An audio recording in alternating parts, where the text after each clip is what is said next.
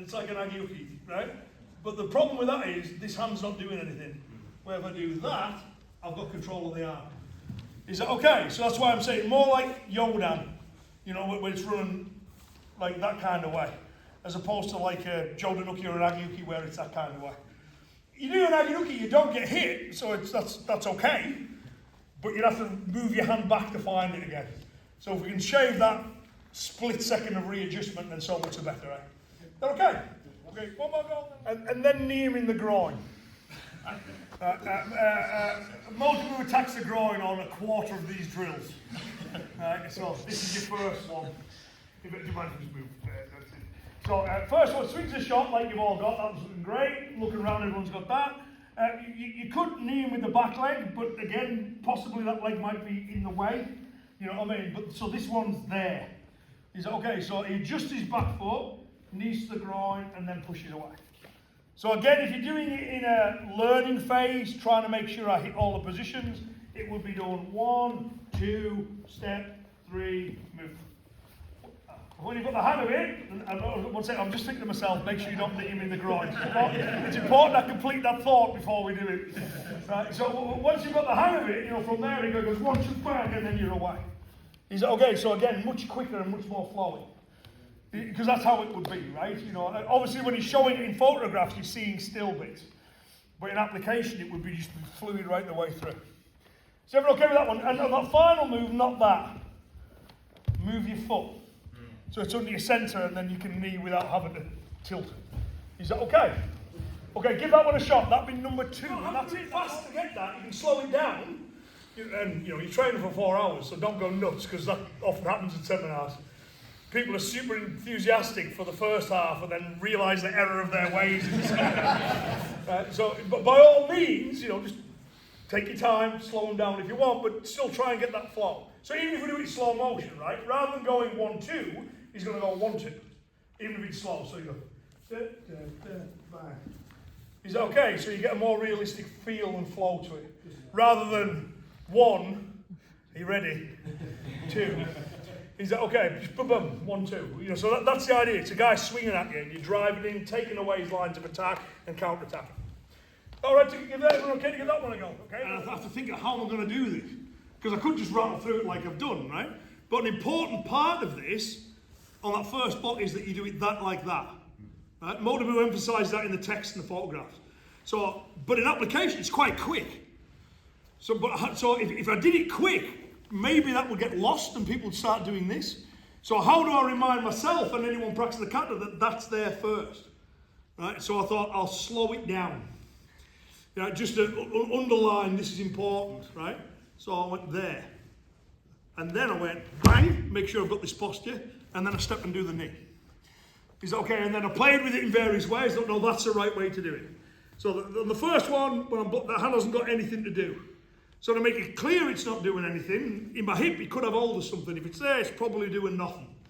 So I decided in the kata as I make it, when the backhand is not active, I'm just going to hold it against my chest.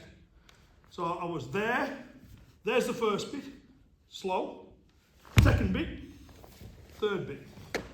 Is that okay? Does that kind of make sense? And then, of course, you start realising that's why they do it in the other katas too. You know, why is that done slowly? It's because if you did it quick, you might miss that detail out. It would just become a turn. But if you do it slowly, they get to see the full part of the motion. Not that you would do it slowly, but by practicing it, slowing it, using slow, it just reminds you of the mechanics of it.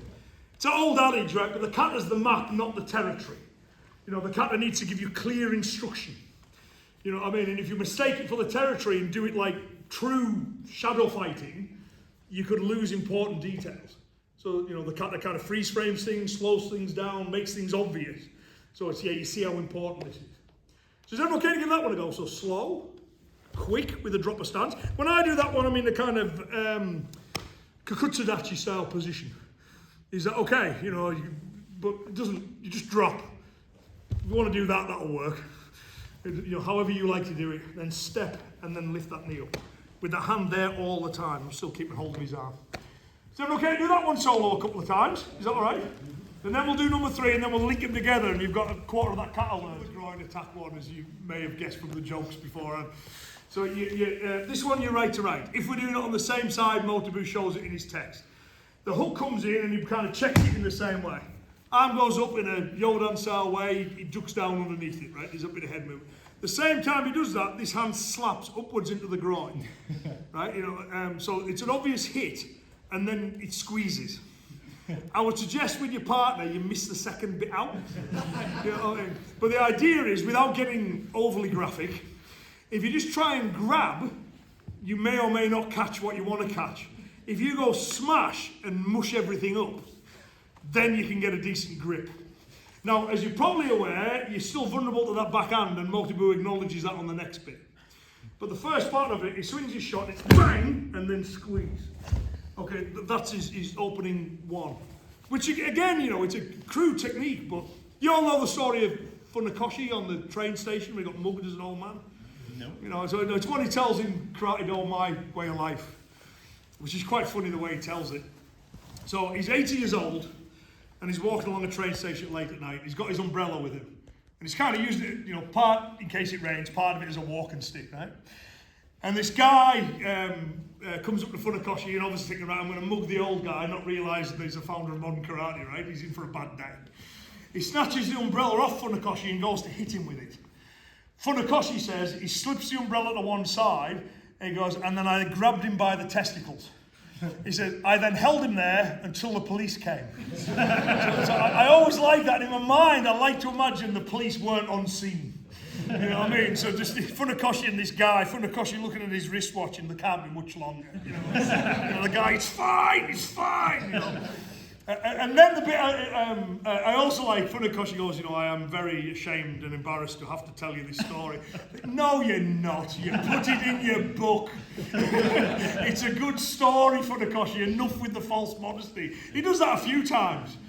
There's one where he's talking about practicing his stances in like a hurricane with the wind. And he goes, I am too embarrassed to tell the story myself, so I'll let my friend tell you how wonderful I am.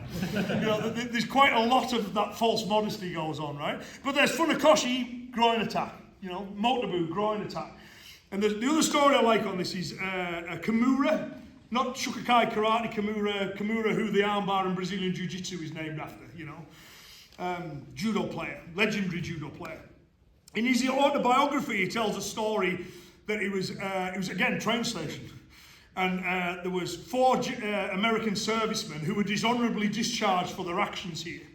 But what they did was they were making the Japanese citizens bow to them. And when they bowed, they would slap them in the face. So they're going along the line, bow to me. And when they do, they'd keep abusing them, right? If you ever see any pictures of Kimura, his trapezius muscles start here. The guy has a neck that's just ridiculous. He looks like a modern day bodybuilder, He's just a huge guy. Aside from his karate skills and judo skills. He trained in karate as well.